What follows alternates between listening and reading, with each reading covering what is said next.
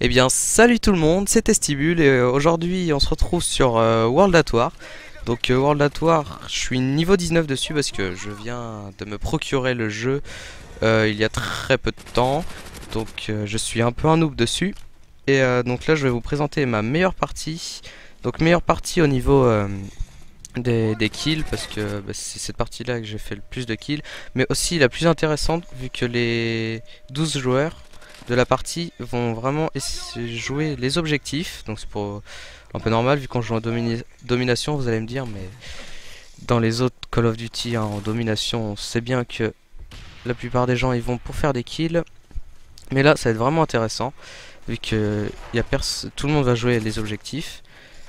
Et donc le sujet de la vidéo ça va être je vais parler des graphismes dans les Call of Duty, enfin des différents Call of Duty en partant de Call of Duty 4.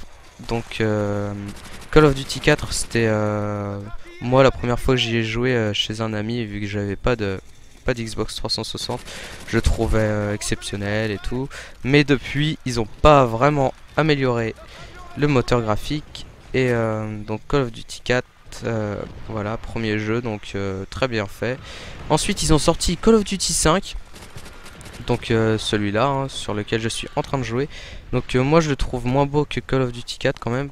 Mais ça c'est dû à l'époque.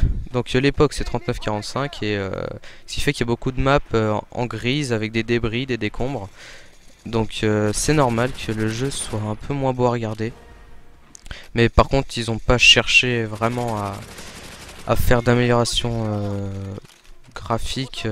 Par exemple je sais pas moi dans Gears of War vous avez dans le Gears of War 1 je pense pas enfin moi j'ai Gears of War 3 et dans Gears of War 3 il y a des quand vous tirez sur des briques et tout elles se barrent et tout mais c'est pas non plus de destruction de bâtiments comme dans Battlefield. Donc ils auraient pu ajouter des trucs comme ça mais ils l'ont pas fait tout simplement.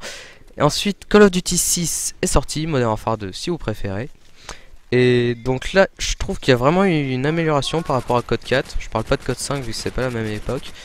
Et donc je trouve, je sais pas, ils ont affiné les textures et je trouve les armes sont mieux modélisées. Donc je trouve que ça rend le jeu plus beau que Call of Duty 4.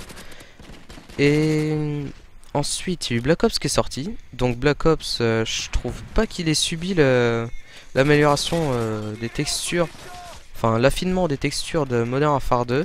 Donc ce qui le rend, je le trouve, un peu moins beau que Modern Warfare 2 hein. Donc je précise que c'est mon avis. En aucun cas je vous oblige à penser pas de la même manière que moi. Donc pour ma part, Black Ops est moins bien fait que Modern Warfare 2. Parce que voilà, j'ai pas l'impression qu'il ait des textures aussi fines que dans Modern Warfare 2. Ensuite, il y a eu Modern Warfare 3 qui est sorti. Et donc là, Modern Warfare 3, il n'y a vraiment eu aucune amélioration graphique par rapport à Modern Warfare 2, je trouve. Donc de Code 4 à Modern Warfare 2, ils avaient amélioré les graphismes. Et de Modern Warfare 2 à Modern Warfare 3, ils ont vraiment pas amélioré les graphismes. Et en plus, les maps, je trouve qu'elles sont moins colorées. Par exemple, Arcaden, elle est pas très colorée. Et par rapport à Favela, du coup, ce qui fait que dans l'ensemble, je trouve que Modern Warfare 2, il est mieux fait que, pas mieux fait, mais plus joli à regarder que Modern Warfare 3. Donc, dites-moi dans les commentaires, vous, quel est le Call of Duty que vous préférez, enfin niveau des graphismes, hein, je parle pas de la jouabilité, si le jeu est fun, s'il est gâché à cause des armes cheatées, donc voilà. Donc je pense avoir fini de parler des graphismes. Donc maintenant je vais plus parler du gameplay. Donc là vous voyez que l'équipe ennemie en fait elle a toujours été un peu en avance au niveau du score. Donc là 88 à 70. Mais à la fin ça se jouait à très peu de points. Et vous allez voir si on a finalement réussi à gagner la partie. Donc sinon je joue avec la Thompson Grand Chargeur. Je crois que j'ai l'atout rapport qui me permet de détecter les explosifs ennemis parce que les bêtises ça m'a énervé un peu. Et, et par contre j'ai pas besoin d'avoir un bazooka pour détruire les tanks et tout. Sinon, oui, donc la Thompson, je joue pas à la MP40 parce que j'ai entendu dire que c'était l'arme la plus redoutable du jeu et donc je me suis dit peut-être que Code QG n'accepterait pas mon gameplay pour ça, donc je me suis dit la Thompson. En plus, je trouve qu'elle est plus belle que la Thompson, la MP40. La MP40, je trouve qu'elle a un peu une tête de god et ça fait un peu comme sur Modern Warfare 3. En fait, je ne joue pas avec la PP90 parce que j'aime pas son chargeur saucisse et c'est pour ça que je joue pas avec, bien qu'elle est vraiment très très redoutable. Je l'utilise que en, comment ça s'appelle déjà, infecté. Donc là, le Thompson chargeur grande capacité. Sinon j'ai force d'opposition et après je sais plus c'est quoi mon atout 3. Enfin bref, c'est pas grave. Donc sinon cette map, je sais pas si je l'ai déjà dit, mais c'est la deuxième fois que je joue dessus. Et donc pardonnez-moi si mes déplacements dessus ne seront pas à la hauteur, hein, pour ceux qui jouent souvent à World at War. Donc ce qui est un peu chiant aussi dans ce jeu, c'est les cheaters, il y en a beaucoup, bah, comme dans Code 4. Et il y a aussi un truc, mais ça c'est moins chiant quand même, c'est vu que c'est pas comme dans Modern Warfare 2, Modern Warfare 3 et Black Ops, il n'y a pas un mode de jeu où enfin un mode de jeu qui regroupe les DLC, les map packs on va dire. Et en gros, là vous finissez une partie, vous attendez une minute et si c'est une map qui se trouve dans un DLC, ben en fait ça vous vire de la partie vu que tout simplement vous n'avez pas téléchargé la map, donc vous pouvez tout simplement pas jouer dessus. Et voilà, donc c'est un peu chiant, ça vous vire, surtout que des fois en domination, enfin là cette partie j'ai joué ce matin, donc il n'y avait pas grand monde, il y avait 11 personnes en domination quand j'ai voulu rentrer dans la partie, donc évidemment ils étaient tous ensemble, et donc j'étais le 12e joueur, et donc vu qu'il n'y avait pas de cheater j'étais assez content, et je venais de finir cette partie, puis après je me suis retrouvé sur une map d'un pack, donc ça m'a viré en fait. Et ce qu'il y a c'est que vu que je suis un noob dessus, ben je sais pas si je sais pas quelles maps sont des DLC et quelles maps sont directement incluses dans le jeu. Ce qui fait que je ne sais pas lesquelles voter ou lesquelles laisser quoi. Sinon je propose ce gameplay à Code QG, je sais, vous avez certainement dû le voir dans l'intro. Et donc là, sinon le score il est de 142 à 137, donc finalement on est passé devant. Je pensais plus qu'on avait été devant à un moment. Donc j'espère que vous m'en voudrez pas trop parce que mes killstreaks ont fait trop de kills.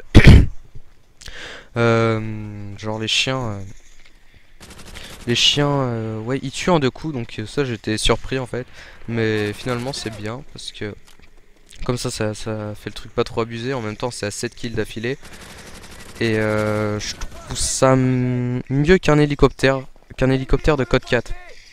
Je m'explique parce que les chiens ils pourront jamais se faire détruire d'un seul coup avec un RPG-7 comme un hélico.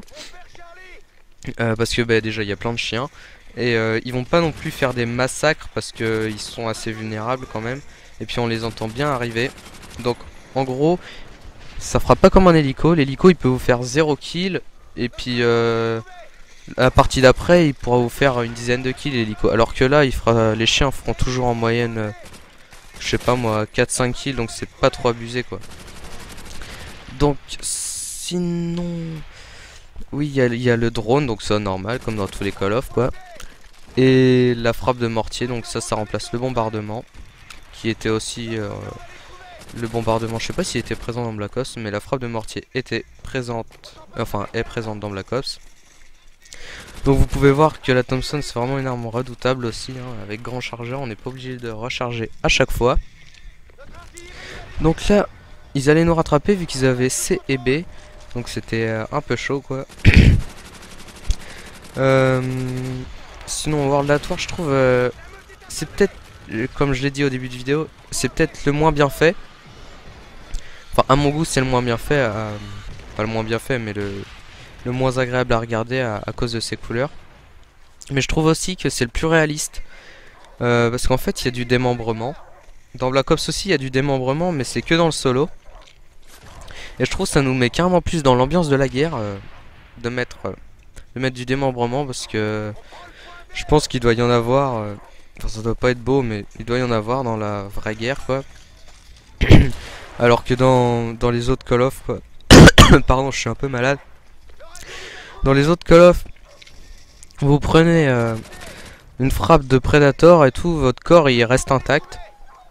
Donc ça fait un peu bizarre. Alors que là, bah, vous allez avoir un bras qui part et tout. Donc je trouve que ça ajoute un peu de réalisme. Donc là, je crois que je vais faire une connerie parce que je voulais sécuriser C, mais... Ah non, ça devait être avant dans la vidéo. Je sécurisais C, mais vu qu'il y avait des ennemis, je me suis un peu écarté du point. Et au lieu de le sécuriser, j'ai juste fait 2-3 kills.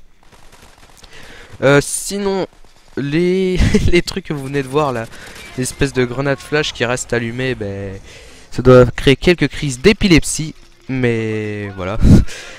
Sinon, on va se quitter sur un score de 63 pour 12. Avec un score final de 541. Donc merci d'avoir regardé le gameplay jusqu'au bout. C'était Testibule. Au revoir tout le monde.